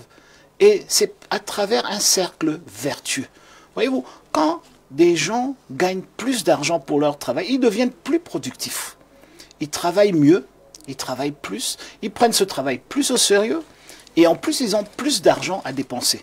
Donc, ils peuvent payer un loyer plus cher, ils peuvent construire, ils peuvent faire dépenser, ils peuvent consommer beaucoup plus qu'ils le faisaient, et c'est logique. De 30 000 ou de 40, 38 000 à 160 000, vous consommez beaucoup plus. Vous pouvez vous occuper beaucoup mieux de vos enfants. Vous pouvez mettre vos enfants dans des situations beaucoup plus favorables. Et ces enfants, ce n'est pas l'enfant du travailleur, c'est l'enfant du Cameroun. Et c'est le pays qui profite de tout cela. Donc c'est un cercle vertueux que vous créez. Et ce cercle vertueux est nécessaire. Parce qu'un pays ne se mesure pas par celui qui a le plus ou celui qui a le plus réussi. Un pays se mesure par celui qui est à l'échelle plus bas.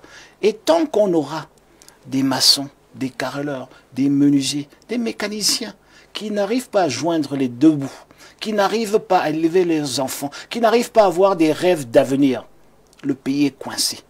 Et pour qu'un pays se décoince, il faut avoir le courage d'aller vers là-bas. Et on a les moyens pour ce faire. Quand vous regardez aujourd'hui, ne serait-ce que dans les entreprises publiques, vous voyez, vous pouvez me le dire vous-même, à la tête de ces entreprises, le salaire moyen est de 20 millions de francs par mois. Comment pouvez-vous m'expliquer que quelqu'un est assis dans une voiture et donne sa vie à un chauffeur qui gagne 60, 80 000? Vous comprenez? Ce n'est pas normal, parce que cette personne au volant a tous les problèmes du monde. Oui. Il a peur que son enfant tombe malade, il ne sait pas ce qu'il va manger, il n'a peut-être même pas mangé pour vous conduire, etc. Donc il faut corriger ça. Donc si on peut payer la tête d'une entreprise à 20 millions, on peut aussi payer le bas à 160 000. Et c'est ce que je dis, et je me bats pour cela. Et vous verrez qu'une fois qu'on aurait eu le courage d'aller vers ceux qui vivent dans la précarité, les pauvres qui travaillent ou les travailleurs pauvres, pour les remettre dans leur dignité, vous verrez que le pays se portera 10 fois mieux. Et on a les moyens de le faire. Vous avez donc une revalorisation du SMIC, on va le dire ainsi. Je n'ai pas qu'une revalorisation du SMIC, peut-être ajouter, je passe du SMIC au SMIC. Le SMIC, c'est le salaire de croissance. Ça veut dire qu'à chaque fois que l'Institut national de la statistique nous dit en décembre que cette année on a eu 3% de croissance, bon, ça c'est avec Paul Biya, avec Joshua aussi, ça serait plus 10, ça sera 10%, voilà. Oui. Les salaires montent aussi de ce pourcentage parce que c'est ça le problème. C'est-à-dire que nos salaires sont fixes depuis 94, mais la croissance chaque année, on a eu des croissances de 8%. Ça veut dire quoi? Ça veut dire que les choses coûtent chaque jour plus cher, mais la poche reste la même. Et c'est pour cela, et au lieu, ce gouvernement, au lieu de se battre pour augmenter le pouvoir d'achat des Camerounais, ils sont en train de se battre contre la vie chère. C'est-à-dire qu'ils ont créé des histoires, des cirques qu'ils ont appelés, je ne sais pas trop comment, où ils sont concurrents au marché. La Mirab, ils vont faire concurrence à ceux qui payent les impôts. Mais vous voyez ça, un gouvernement, est-ce que c'est sérieux ça, Jean-Jacques? Des gens vont arracher des choses, des gens prennent des choses à gauche, à droite, ils ne payent pas d'impôts, pas de taxes, ils ne payent même pas le droit d'utiliser le trottoir, ils viennent vendre, et ils vendent à côté de ceux qui vendent et qui payent les taxes, hein. Et ils font concurrence et ils se vendent qu'ils sont moins chers que les autres. Au fait, ils n'ont pas de salaire, ils ne payent pas l'emplacement, ils ne payent rien. C'est normal qu'ils soient... Ils ne payent même pas la commune, l'autre voilà. Et donc, bon, qui n'existe plus depuis le début de l'année. Oui. Mais c'est pour dire que eux, ils se concentrent pour lutter contre la vie chère. Or, un gouvernement qui se respecte, un gouvernement social-démocrate, se bat pour le pouvoir d'achat. Et tout ce que j'ai expliqué là, c'est un changement de paradigme. Nous n'allons pas essayer de bloquer les prix. Nous allons renforcer le pouvoir d'achat des Camerounaises et des Camerounais. Et c'est possible parce que ça se régule. C'est le rôle d'un gouvernement. D'accord, on va retourner à la politique. Le dernier aspect qu'on va aborder est purement politique. Bonsoir Jean-Jacques Zé, bonsoir au président. Je vous suis avec beaucoup d'attention. Votre offre politique depuis quelques mois déjà. À quand votre descente pourquoi il dit maintenant pour installer une cellule président, nos écoles n'ont pas d'enseignants, les centres de santé intégrés n'ont pas de médecins, les écoles de nos parents ne sont pas écoulées dans les centres urbains. Je vais prendre son contact pour le mettre en contact avec le président de la CE de Doumentang, que j'ai d'ailleurs eu ce matin. De Doumentang. Voilà. Allez, lui, il écrit à partir de Doumé, Steve depuis Doumé, et qui parle de l'arrondissement voisin de Doumentang. Une fois de plus, bonsoir. Ma question concerne les entrepreneurs. Quelles sont les mesures que vous allez appliquer pour favoriser, nous aider à mettre sur pied nos entreprises? Comment améliorer la tarification, taxes, impôts et autres de la part de Philippe Mbarga? Je voudrais lire un ou deux autres messages. Bonsoir, Monsieur le Président.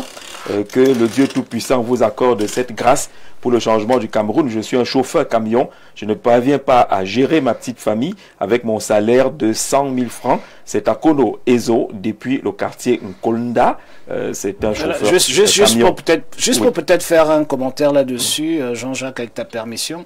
Voilà un chauffeur qui gagne 100 000 francs, chauffeur de camion, alors qu'un pneu de camion coûte en moyenne 600 000 francs. D'accord. Ok. Non, mais vous pouvez m'expliquer ça? Et son camion a certainement entre... 6 à un peu plus de 6 euros. 10 à 14 euros, si c'est une semi-remorque plus. Ok. Vous pouvez m'expliquer ça? C'est inexplicable. Vous ne pouvez pas permettre, en tant que président de la République, que dans votre pays, il y a des gens qui achètent un camion à 140 millions de francs, des pneus à 800 000 francs, et payent celui qui est sur la route tous les jours pour faire fructifier cet investissement. Et vous acceptez qu'il gagne que 100 000 francs. C'est quelque chose qui est inacceptable. Et il faut changer. Mais pour cela, il faut de la volonté. Et cette volonté, les Camerounais ont la chance que le 12 octobre, ils pourront faire le choix. D'accord.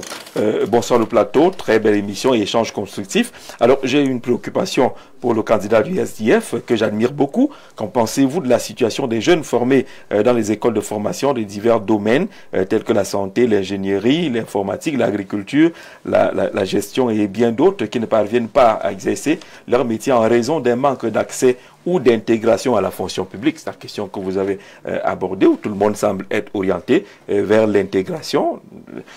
Alors, nous sommes nombreux à être formés dans ces domaines et à aspirer à contribuer au développement du pays. Quelle est votre vision pour résoudre ce problème et permettre à ces jeunes de mettre en pratique leurs compétences? Cordialement, l'ingénieur Barka depuis Yaoundé-Mélène.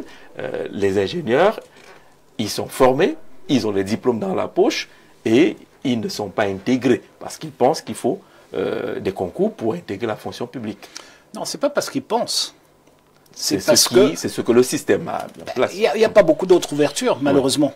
Oui. Et je vous ai dit tantôt qu'on ne fait absolument rien pour remédier à cette situation-là. C'est-à-dire qu'en fait, le gouvernement camerounais actuel ne pense pas que pour résoudre les problèmes de ce pays, il faut que ce pays devienne véritablement productif. Vous comprenez?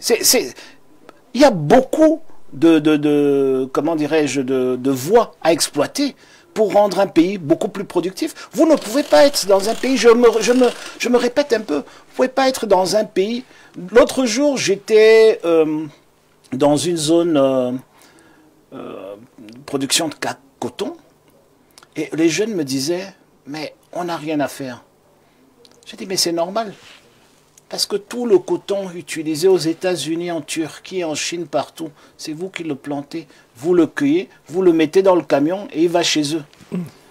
Mais il faut dire au gouvernement que quand vous plantez ce coton, vous vendez le kilo à combien? Autour de 200 francs. Quand vous transformez ce coton en tissu, vous achetez le kilo à combien de tissu? Vous l'achetez autour de 5000 francs. Et c'est ça la valeur ajoutée, c'est ça l'économie du savoir. Quand vous avez des ingénieurs, vous devez les utiliser. Je suis d'accord qu'en 1960, on n'avait pas assez de jeunes formés pour transformer ce coton sur place et aller même plus loin.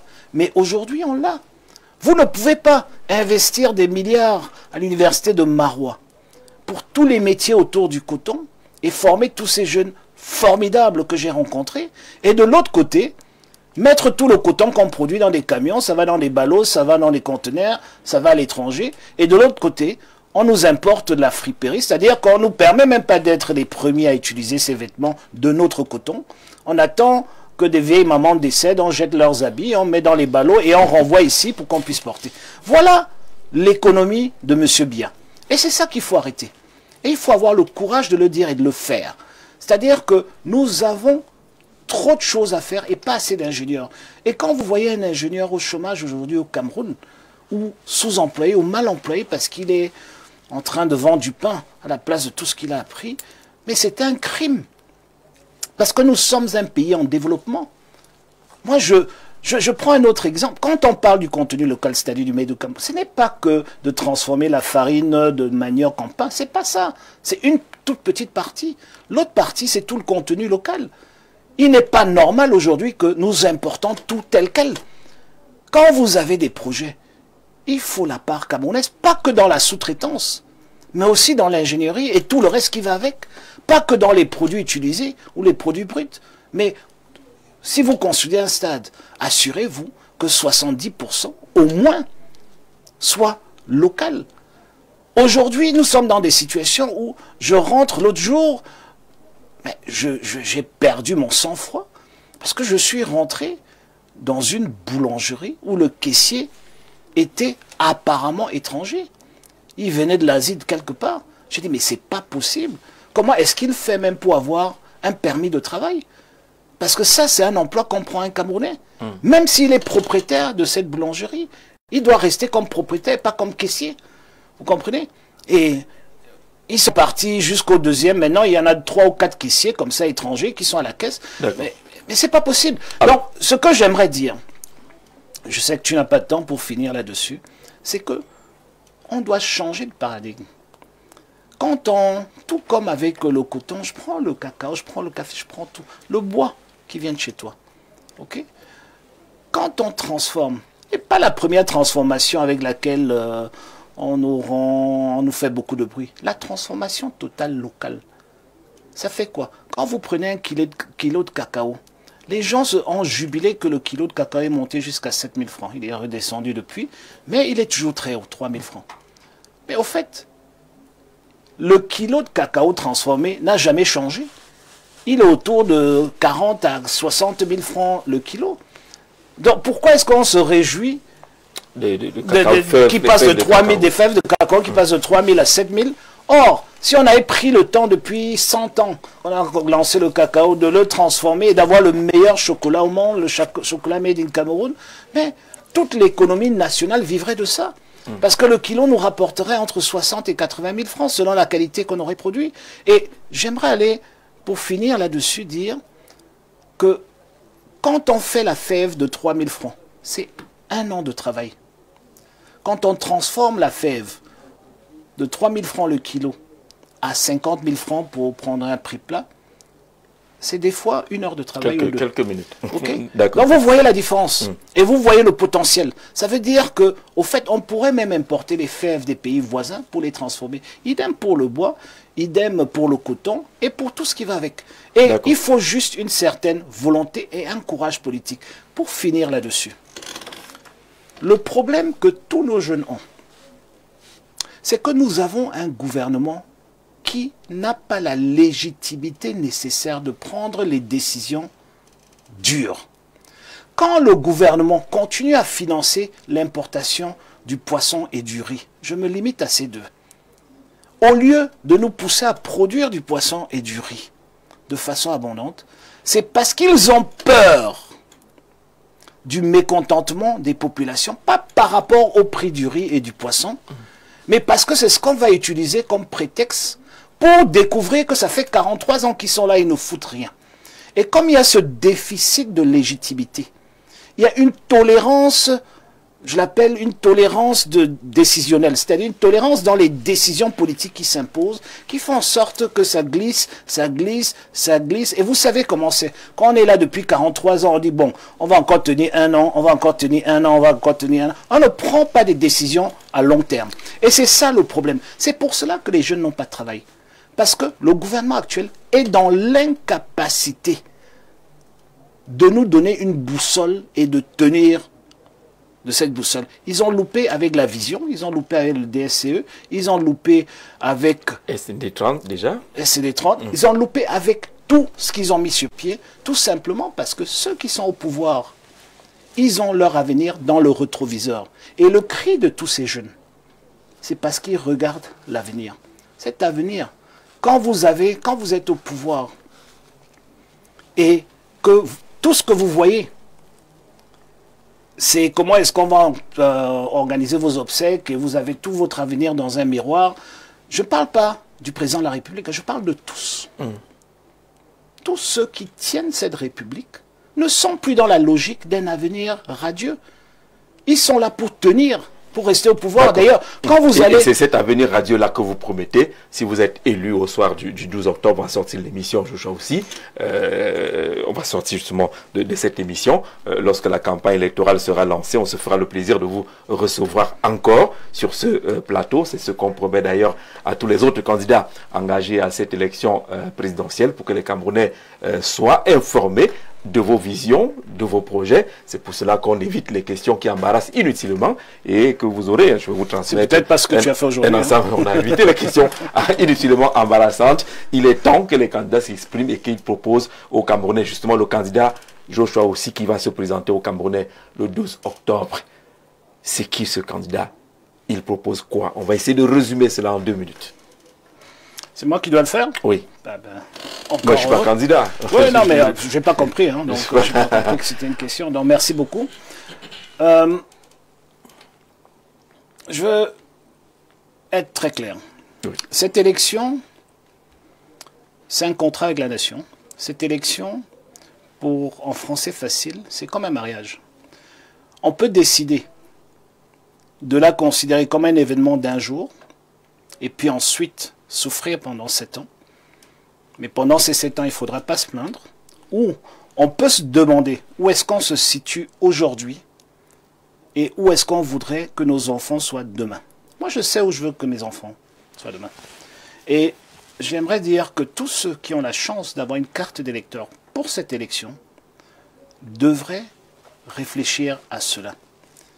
Et il s'agit ici de donner une orientation à notre pays. Et ce que je propose, c'est une deuxième république. C'est une rupture avec le système actuel. C'est d'aller vers un système fédéral que j'ai expliqué. Ça veut dire de redonner le pouvoir au peuple. Le développement dans nos quartiers, ici à Ifoulane où je suis, le développement dépend du maire. Ça ne dépend pas de quelqu'un qui est assis dans un ministère ou encore moins de quelqu'un qui a la présidence, mais du maire. Il faut qu'il ait les moyens de nous donner tout ce dont on a besoin. Nos infrastructures de base, nos hôpitaux, notre santé, notre système de santé qui fonctionne, notre système éducatif qui fonctionne, notre sécurité de proximité, tout ce qui est là devrait venir de celui qui nous gouverne, qui est le maire. Et ensuite, ce qu'il ne peut pas faire, parce que c'est plus grand que son territoire et ses compétences, sera fait à un niveau plus haut, c'est-à-dire par les régions. Et ensuite, ce que les régions ne peuvent pas faire, seul cela sera fait à Yaoundé. Et là, nous parlons de notre défense nationale, nous parlons de notre sécurité nationale, nous parlons de notre diplomatie, de la monnaie et tout cela. Et donc, il faut comprendre que je suis le candidat à cette élection qui veut casser la constitution actuelle, qui donne tous les pouvoirs à un seul homme, un président, pour transformer, et d'ailleurs qui a transformé toutes ces années, notre République en monarchie. Quand je regarde les autres candidats, Jean-Jacques, je suis désolé, mais je dois le dire, sur l'offre politique, aujourd'hui pour les Camerounais, je vois qu'il y a beaucoup trop de candidats qui veulent le trône, qui veulent être ce monarque, qui veulent cette monarchie, qui veulent prendre la place de M. Biya, et M. Biya le premier, qui veut rester en place pour continuer à trôner sur ce pays. Et moi, je dis, je suis le candidat qui importe le changement systémique pour qu'il n'y ait plus de trône. Et donc, je suis le candidat de la République. Merci Joshua aussi d'être venu à participer à ce programme. La rediffusion, c'est dimanche à 7 h, mais vous pouvez retrouver déjà l'émission à travers nos différentes plateformes digitales. La semaine prochaine, certainement, un autre candidat, une autre vision pour la gestion de notre pays. On vous dit merci d'avoir regardé.